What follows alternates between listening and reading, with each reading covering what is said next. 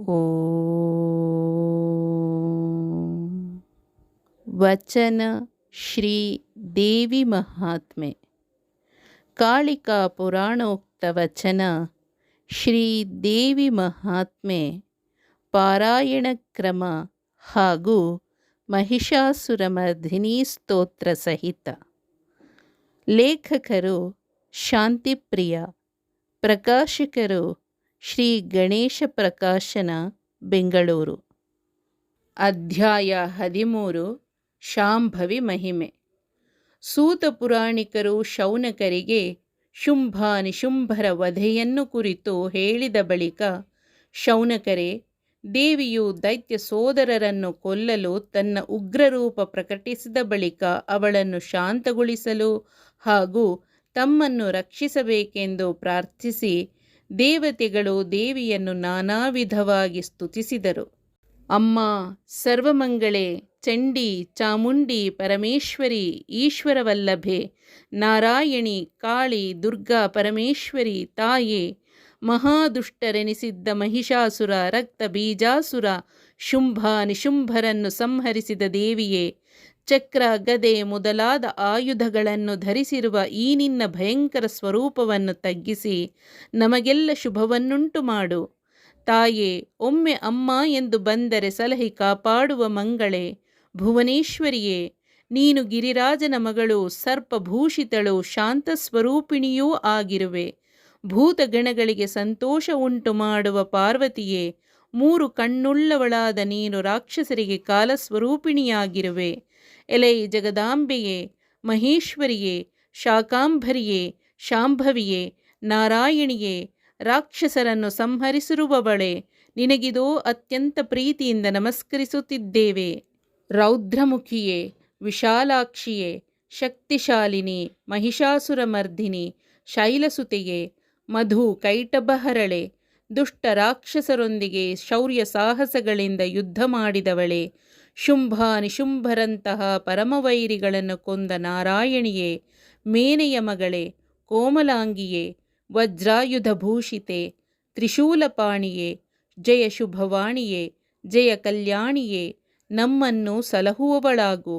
ವೀಣಾಪಾಣಿಯೇ, ಶಾರದೆಯೇ, ನಾದಬಿಂದು ಕಲಾತೀತಳೆ, ಮಂತ್ರರೂಪಳೆ, ಜಟಾಧರೆಯೇ, ಮಂತ್ರಾಸನೆ, ಗಾಯತ್ರಿಯೇ, ಮಹಾಮಹಿಮಳೆ, ಸರ್ವಮಂಗಳೆಯೇ, ಶ್ರೀ ಲಲಿತಾಂಬಿಕೆಯೇ, ಶ್ರೀಚಕ್ರರಾಜ ಹಿಮಾಚಲೇಶ್ವರಿಯೇ, ಭುವನೇಶ್ವರಿಯೇ, ಆಗಮವೇದ ಕಲಾಮಯ ರೂಪಿಣಿ, ಅಖಿಲ ಚರಾಚರ ಜನನಿ, ನಾರಾಯಣಿ, ನಟರಾಜವಂದಿನಿ, ಜ್ಞಾನ ವಿಘ್ನೇಶ್ವರಿ, ರಾಜರಾಜೇಶ್ವರಿಯೇ, ಮಹೋದರಿ, ಮಂತ್ರಮಯಳೆ, ವಿದ್ಯಾದೇವತೆಯೇ, ಆದಿ ಮಧ್ಯ ಅಂತ್ಯಗಳ ಸರ್ವಶಕ್ತಿಯೇ, ಭಗವತಿಯೇ, ವಿಜಯಾಂಬಿಕೆ, ವಿಮಲಾಂಬಿಕೆ, ಸುಧಾರಸಮೂರ್ತಿ, ಸೋಮಶೇಖರ ಪ್ರಿಯಳೆ, ಕಾಮರೂಪಿಣಿ, ಕರುಣಾಮೂರ್ತಿಯೇ, ವಿವೇಕಳೆ, ಪದ್ಮಾಸನೆ, ರೌದ್ರಮುಖಿ, ಸಹಸ್ರ ಕಣ್ಣುಳ್ಳ ಚಾಮುಂಡೇಶ್ವರಿ, ಸಿಂಹವಾಹಿನಿಯೇ, ಮದವೇರಿ ಕೊಬ್ಬಿದ ಮಹಿಷಾಸುರ ರಕ್ತ ಬೀಜರನ್ನು ಯಮಪುರಿಗಟ್ಟಿದ ಮಹೇಶ್ವರಿಯೇ,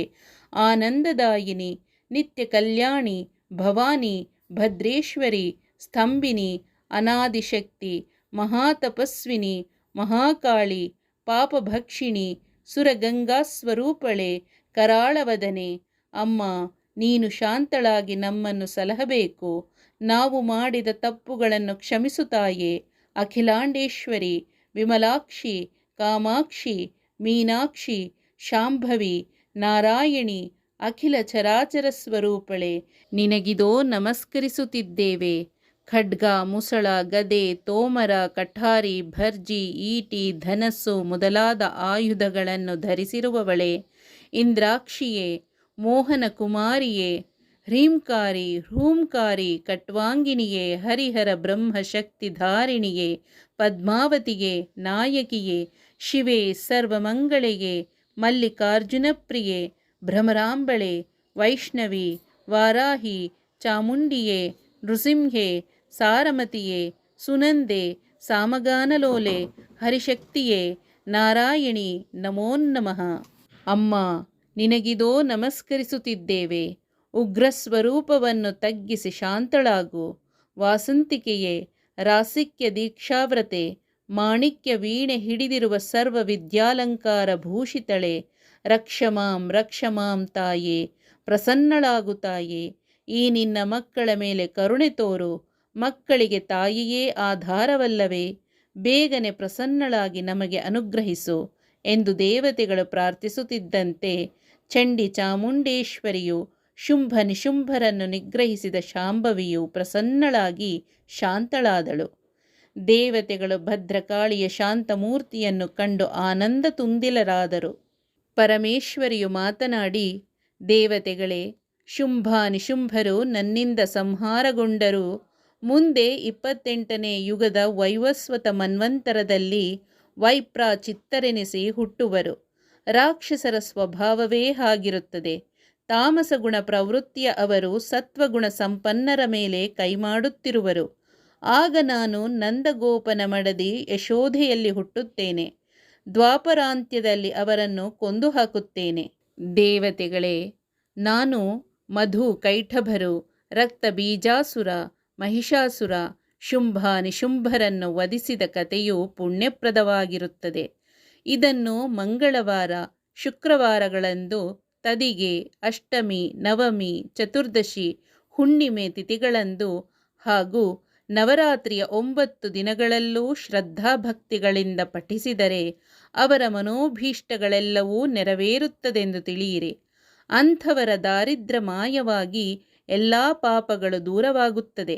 ಅವರಿಗೆ ಶತ್ರುಭಯ ಇರುವುದಿಲ್ಲ.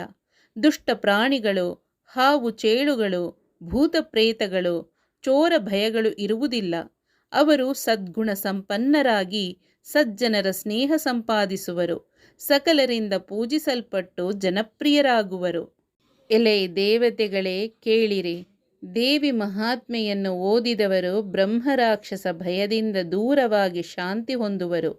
ಉತ್ತಮ ಉದ್ಯೋಗಗಳನ್ನು ಸಂಪಾದಿಸುವರು. ದೇಶಕ್ಕೆ ಅಧಿಪತಿಯಾಗಿ ರಾಜಭೋಗಗಳನ್ನು ಪಡೆಯುವರು. ಅವರ ಎಲ್ಲ ಕಾರ್ಯಗಳು ಕೈಗೂಡುವುದು ಇದು ನಿಶ್ಚಿತ. ಇದೋ ದೇವತೆಗಳಿರ, ತಿಳಿಯಿರಿ. ದೇವಿ ಚರಿತೆಯನ್ನು ಓದುವವರು ತಂದೆ ತಾಯಿ ಹೆಂಡತಿ ಮಕ್ಕಳು ಭ್ರಾತೃವರ್ಗದವರೊಂದಿಗೆ ಸಂತೋಷವಾಗಿ ಬಾಳುವರು. ಅಂಥವರ ಧನ ಧಾನ್ಯವು ಹೆಚ್ಚುವುದು. ಮನೆಯಲ್ಲಿ ಎಲ್ಲರೂ ನಗುನಗುತ್ತ ಸುಖಿಸುವರು. ದುಸ್ವಪ್ನಗಳು ಬೀಳುವುದಿಲ್ಲ. ಮಕ್ಕಳು ಕಿರುಕುಳ ಕೊಡದವರಾಗಿ ತಂದೆ ತಾಯಿಗಳಿಗೆ ವಿಧೇಯರಾಗಿರುವರು. ಬಾಲಗ್ರಹ ಪೀಡಿತರಾಗಿರದೆ ಉತ್ತಮ ಗುಣಲಕ್ಷಣಗಳುಳ್ಳವರಾಗಿರುತ್ತಾರೆ. ದೇವಿ ಮಹಾತ್ಮೆ ಓದಿದವರು ತಮ್ಮ ಎಲ್ಲ ಕಾರ್ಯಗಳಲ್ಲಿ ಸಿದ್ಧಿಗಳಿಸುವರು. ವಿದ್ಯೆ ಗಳಿಸಿ ಬುದ್ಧಿವಂತರಾಗಿ ನಿರ್ಮಲ ಹೃದಯ ಉಳ್ಳವರಾಗಿರುತ್ತಾರೆ. ರೋಗ ಬಾಧೆಗಳಿಲ್ಲದವರಾಗಿ ಮೃತ್ಯುವು ಅವರಿಂದ ಸದಾ ದೂರವಾಗಿದ್ದು ದೀರ್ಘಾಯುಷಿಗಳಾಗಿರುವರು. ದೇವತೆಗಳೇ, ದೇವಿ ಮಹಾತ್ಮೆ ಓದಿದವರ ಎಲ್ಲ ಸಂಕಟಗಳನ್ನು ನಾನು ಪರಿಹರಿಸುತ್ತೇನೆ, ತಿಳಿಯಿರಿ. ಅವರಿಗೆ ಯಾವ ಶತ್ರುಗಳ ಬಾಧೆಯಿಲ್ಲದಂತೆ ಕಾಪಾಡುತ್ತೇನೆ. ಯಾವ ಸ್ಥಳದಲ್ಲಿ ದೇಶದಲ್ಲಿ ದೇವಿ ಮಹಾತ್ಮೆಯ ಪಾರಾಯಣ ಮಾಡುವರೋ ಆ ಪ್ರದೇಶದಲ್ಲಿ ಅತಿವೃಷ್ಟಿಯಾಗದಂತೆ, ಬಿರುಗಾಳಿ ಸುಂಟರಗಾಳಿಗಳು ಬೀಸದಂತೆ ನೋಡಿಕೊಳ್ಳುತ್ತೇನೆ. ಸಿಡಿಲುಗಳ ಪ್ರಭಾವ ತಪ್ಪುವಂತೆ ಮಾಡಿ ಕ್ಷೇಮ ಉಂಟು ಮಾಡುತ್ತೇನೆ. ದೇವತೆಗಳೇ, ದೇವಿ ಚರಿತೆ ಓದುವವರ ಬರೆಯುವವರನ್ನು ಪದವಿಗೇರಿಸಿ ಅವರಿಗೆ ಯಾವ ಶತ್ರುಗಳ ಬಾಧೆಯೂ ಇಲ್ಲದಂತೆ ಮಾಡುತ್ತೇನೆ ಎಂದು ತಿಳಿಸಿದಳು. ದೇವತೆಗಳು ಸ್ವತಃ ದೇವಿಯ ಬಾಯಿಯಿಂದಲೇ ದೇವಿ ಮಹಾತ್ಮೆಯ ಫಲಗಳನ್ನು ತಿಳಿದು ಸಂತುಷ್ಟರಾದರು. ದೇವಿಯು ಪ್ರಸನ್ನಳಾಗಿ ದೇವತೆಗಳಿಗೆ ಅನುಗ್ರಹಿಸಿ ಹಿಮಾಚಲದಲ್ಲಿ ಪಾರ್ವತಿ ಎಂಬ ಹೆಸರಿನಲ್ಲಿ ನೆಲೆಸಿದಳು. ಹರಿಹರ ಬ್ರಹ್ಮರು ತಮ್ಮ ಲೋಕಗಳಿಗೆ ತೆರಳಿ ಕರ್ತವ್ಯನಿರತರಾದರು. ದೇವತೆಗಳು ರಾಕ್ಷಸರ ಭೀತಿ ತಪ್ಪಿತೆಂದು ದೇವಿಗೆ ನಮಸ್ಕರಿಸಿ ಸುರಲೋಕಕ್ಕೆ ತೆರಳಿ ತಮ್ಮ ಅಧಿಕಾರಗಳನ್ನು ಮರಳಿ ಪಡೆದರು. ದೇವತೆಗಳು ದೇವಿಯು ತಿಳಿಸಿದ ದಿನ ತಿಥಿಗಳಲ್ಲಿ ದೇವಿ ಮಹಾತ್ಮೆಯ ಪಾರಾಯಣ ಮಾಡುತ್ತಿದ್ದು ಭೂಲೋಕಕ್ಕೂ ಸರ್ವಮಂಗಳೆ ಶಾಂಭವಿಯ ಮಹಿಮೆಯನ್ನು ಸಾರಿದರು ಎಂಬಲ್ಲಿಗೆ ಶ್ರೀದೇವಿ ಮಹಾತ್ಮೆಯ 13ನೆಯ ಅಧ್ಯಾಯವು ಮುಗಿಯಿತು. ಯಾ ದೇವಿ ಸರ್ವಭೂತೇಷು ಮಾತೃರೂಪೇಣ ಸಂಸ್ಥಿತಾ ನಮಸ್ತಸ್ತೆ ನಮಸ್ತಸ್ತೆ ನಮಸ್ತಸ್ತೆ ನಮೋ ನಮಃ.